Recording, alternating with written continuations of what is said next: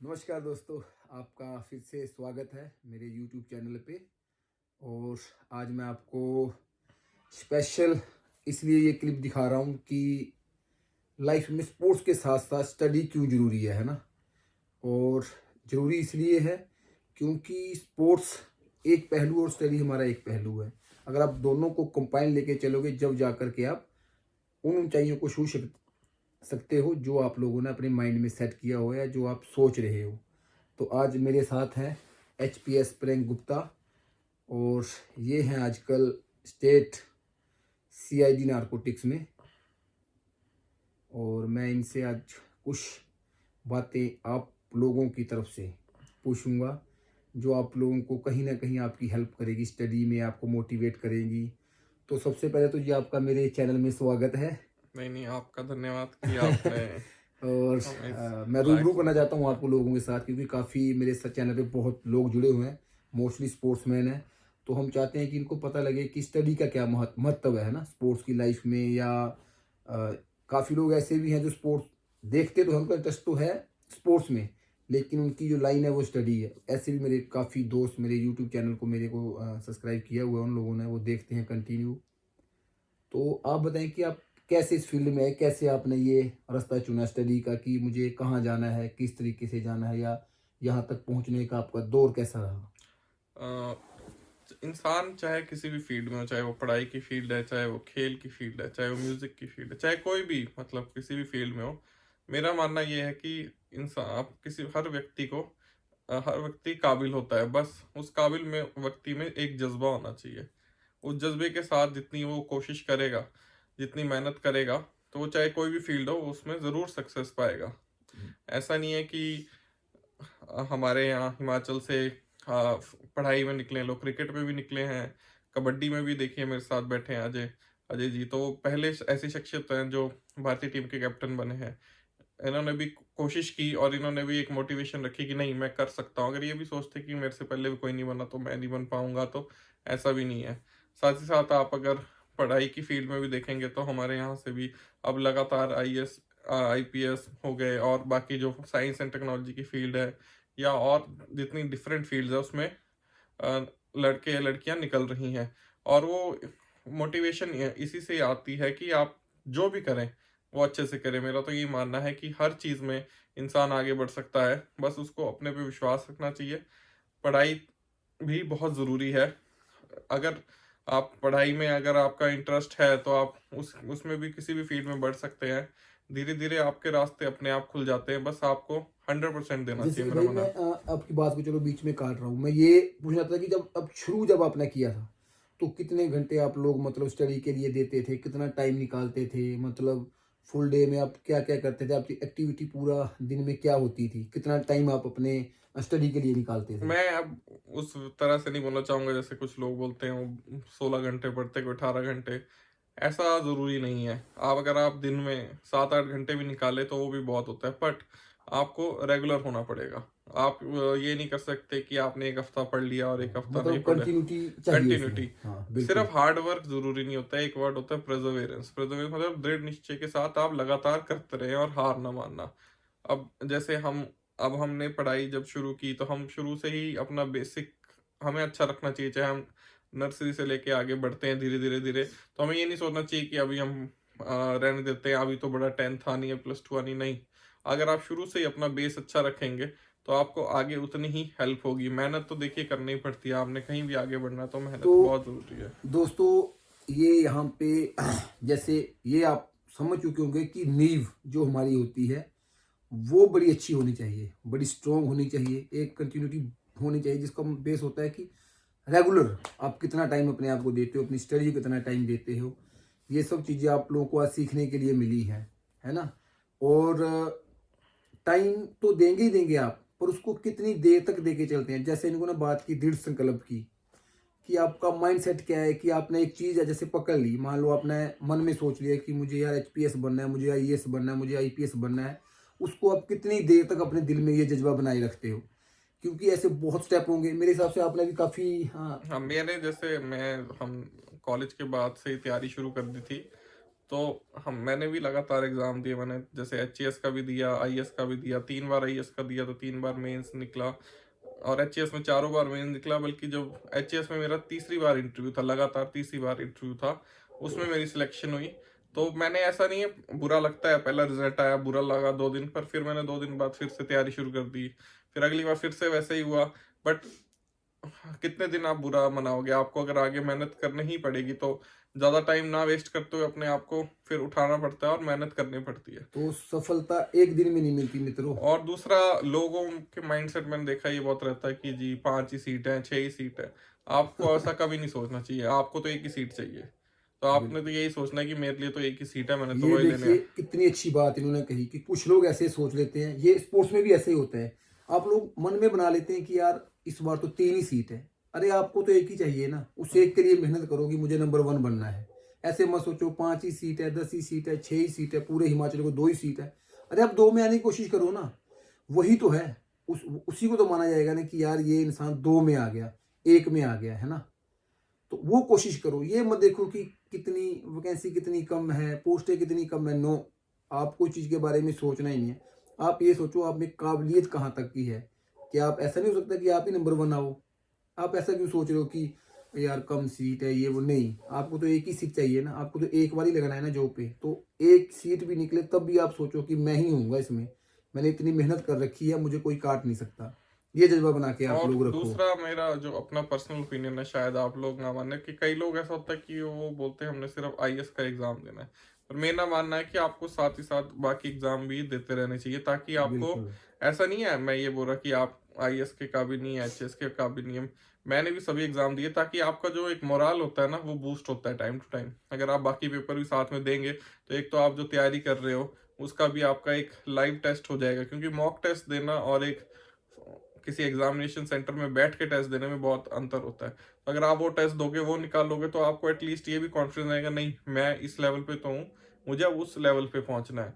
तो आपको हर चीज़ में, जैसे आपका अलाइड का भी होता है, नायब का भी होता है, तो आप पेपर भरिए।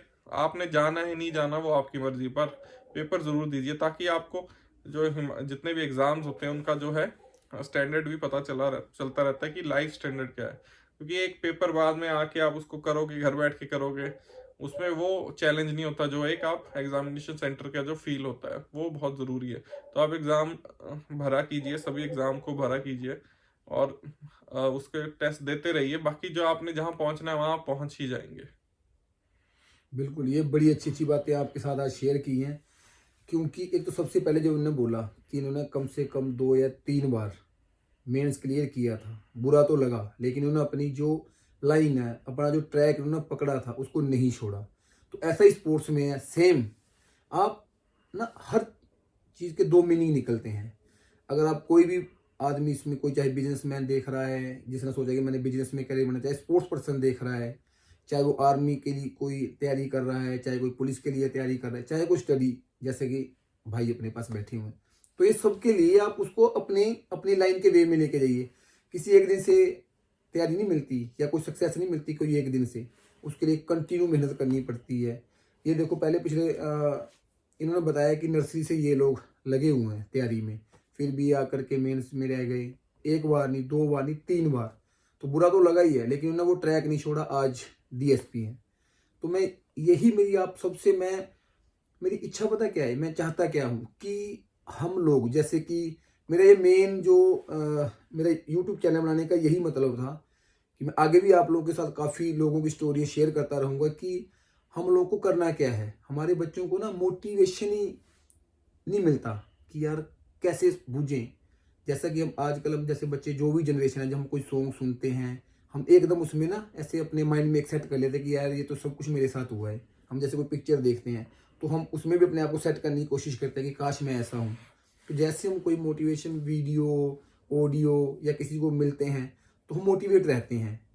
मेरा यही मकसद है कि आप मोटिवेट रहें। अपना जो टारगेट है, जो आपका गोल है, उसको अपनी आंखों से कभी भी ओझल मत होने दें। मेरा आज ये वीडियो बनाने का स्पेशल यही मकसद था। और प्रैंक भाई एक बात और है ना, कि जैसे शुरुआत के दिनों में जैसे क्या होता है ना कि हर कोई ऐसे ही बोलता है, जैसे मान लो मैं हूँ कि यार शुरू कैसे करें। वो आप जरूर हमारे मेरे सर्कल से शेयर करें कि शुरू कैसे करनी है, मतलब जैसे कि जैसे पढ़ाई से रिलेटेड मैं यही बताना, हम्म जैसे किसी ने कोई भी चीज शुरू करनी, चाहे वो कोई भी एग्जाम है, तो सबसे पहले तो उसको वो किसी को जैसे फोन पे अप्रोच करते हैं या फिर किसी को ऐसे व्हाट्सएप मैसेजेस करेंगे, या वो हम्म जरूरत ही नहीं है आपको, आप सब कुछ मत कीजिए। सबसे पहले तो सिलेबस देखिए, सिलेबस एक बार पढ़िए तो आपको आइडिया होगा कि आपको क्या आता है और क्या नहीं आता है। फिर आप पुराना पेपर लीजिए, उससे आपको एक बहुत अच्छा आइडिया हो जाएगा कि आप अभी किस लेवल पे, जैसे आपके कोई भी आप जैसे 100 हम्म क्वेश्चन है तो आपको लगेगा मुझे 15 आते हैं, मुझे 20 आते हैं, 30 40 आते हैं, 50 आते हैं, तो आपको पता चल जाएगा अभी मैं किस स्तर पर हूँ और मुझे किस स्तर पर पहुंचना है। कोई भी पेपर में कोई भी 100% नहीं करता है, बट आपको अपने जो मेहनत है वो 100% देनी पड़ती है। जरूरी नहीं है आपको 100 में से 100 नंबर चाहिए, आपको तो यही है कि आपको उसमें 70% 60% भी बहुत होते हैं, पर नॉलेज आपको अपनी निरंतर बढ़ानी पड़ती है। इसे सबसे पहले तो सिलेबस देखिए, आपको किसी को कोई पूछने की जरूरत नहीं। आजकल तो इतना एडवांस हो गया, सब चीज़ें हर चीज़ ऑनलाइन अवेलेबल है। जिस टाइम हम लोग तैयारी करते थे उस टाइम इतना ऑनलाइन नहीं होता था, बुक्स पर ही रिलाई करते थे। तो अब तो सब कुछ ऑनलाइन अवेलेबल है, इतनी सारी ऑनलाइन कोर्सेज हैं, इतनी सारी ऑनलाइन एकेडमीज भी खुल गई हैं। तो आपको कुछ करने की जरूरत नहीं है, आप जैसे कमीशन की साइट्स पे जाइए, वहाँ आपको सिलेबस भी मिल जाएगा, साथ ही साथ आपको पुराना पेपर मिल जाएगा। जैसे मैंने कोई एक बार वो सुनी है, जैसे कोचिंग लेते हैं ना कोई दिल्ली में जा करके या चंडीगढ़ में जाकर, उसका कितना मतलब कि महत्व है आपकी इस लाइन में? कोचिंग का भी अपना रोल है, कोचिंग का रोल इसलिए भी है, मैं दो तरह से बोलूंगा। एक तो जैसे आपको, आपने सिलेबस देख लिया, आपने, आपको लग रहा है मैं कहाँ से स्टार्ट करूं, तो कोचिंग जो है उसका एक इम्पोर्टेंस इस तरह से आती है, वो आपको एक पर्टिकुलर दिशा दे देता है स्टार्ट करने के लिए। मैंने तो देखिए आपको करने पड़ेगी, कोचिंग वाले आपको एक दिशा दे देंगे, आपको एक बता देंगे आप ये बुक्स पढ़ो, ये बुक्स पढ़ो, पर पढ़ना तो आपको ही पड़ेगा। तो ऐसा नहीं, कई लोग सेल्फ स्टडी वाले भी निकलते हैं, वो सेल्फ स्टडी वाले भी वो यही है कि उन्होंने सिलेबस ले लिया, पढ़ लिया है, उन्होंने उनको लगता है कि उनके बेसिक्स स्ट्रांग है तो वो अपने आप भी कर सकते हैं। कई लोग लगता है कि हम लोग की जो सेल्फ मोटिवेशन है वो कम है, तो कोचिंग में जाके ऐसा होता है कि एक माहौल बन जाता है, उसके आसपास और भी अच्छे लड़के होते हैं पढ़ने वाले, और लोग होते हैं पढ़ने वाले, तो उसको लगता है कि नहीं मैं इनसे भी सीख सकता हूँ। साथ ही साथ टीचर का भी एक प्रेशर होता है, जैसे हम स्कूल में भी होते थे, तो मतलब एक ओरा क्रिएट हो जाता है, और जैसे अभी बोलते हैं ना, हाँ बिल्कुल। और अभी क्रिएट होता है। साथ ही साथ एक वो एक दिशा दे देते हैं आपको कि आज आपने ये पढ़ना है, आपने ये पढ़ना है, तो आप पे भी प्रेशर होता है कि नहीं मुझे ये करना है। कई बार सेल्फ स्टडी में वो प्रेशर नहीं आ पाता, तो ये सबकी एक इंडिविजुअल चॉइस है। कोचिंग की हेल्प भी होती है उन लोगों के लिए काफी होती है जिन्हें लगता है कि अभी मुझे आइडिया नहीं कहाँ स्टार्ट करना है, तो वो कोचिंग कर सकते हैं अपने लेवल पे। वो दिल्ली जाए, चंडीगढ़ चाहे चाहे हिमाचल में कोचिंग करे, वो आपके अपने ऊपर है। वो अ, आपको बस एक अच्छी स्टार्ट देगा और साथ ही साथ एक एनवायरनमेंट बना देगा कि कैसे करना है। बाकी मेहनत तो आपको करनी ही पड़ेगी, चाहे आप किसी भी कोचिंग सेंटर में चले जाएं। हाँ, ये मेहनत का तो देखो, मैं पहले भी, मैं हमेशा अपनी वीडियो में हमेशा बोलता हूँ कि मेहनत का तो कोई अल्टरनेट है ही नहीं। अगर आप ऐसा सोचोगे कि यार काश ऐसा हो जाए, नहीं, उसका तो काश है ही नहीं, वो तो आपको करनी ही पड़ेगी। सिर्फ कोचिंग का एक ये है कि आपको एक वे आपको पता लगेगा कि यार मुझे यहाँ पे जाना है, जैसे कि बोलते हैं ना कि मंजिल थोड़ी आंखों से ओंझल है। कोचिंग से आपको ये समझ आएगा कि मुझे करना क्या है, मैं क्या करूँ, क्या करना है, क्या पढ़ना है, क्या छोड़ना है, कहाँ से शुरू करना है, ये सब चीज़ें हैं।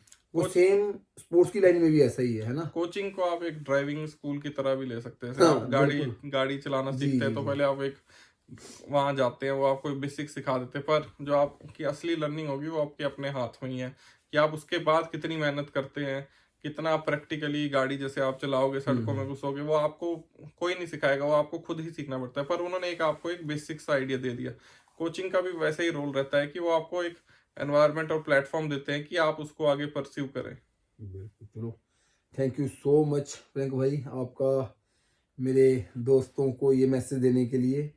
और मैं आपसे प्लीज़, मैं आपसे भी ये रिक्वेस्ट करता हूँ कि प्लीज़ आप कमेंट करके ज़रूर बताएं, चाहे किसी एक पर्सन को ऐसा लगा हो कि ये वीडियो उसके लिए बनी है, या उसको यहाँ से मोटिवेशन मिली है, या कुछ कोई वे दिखाई दिया है, तो कृपया आप कमेंट करके ज़रूर मुझे बताएं, क्योंकि मैं ये वीडियोस आपके लिए स्पेशली बनाता हूँ, ताकि हमारे जो बच्चे हैं, जो यंग जनरेशन, उनको कहीं ना कहीं से, कहीं बोलते हैं ना कि लाइफ में एक टर्निंग पॉइंट आता है जहाँ से बंदा सोचता है कि अब मैं शुरू करूँगा।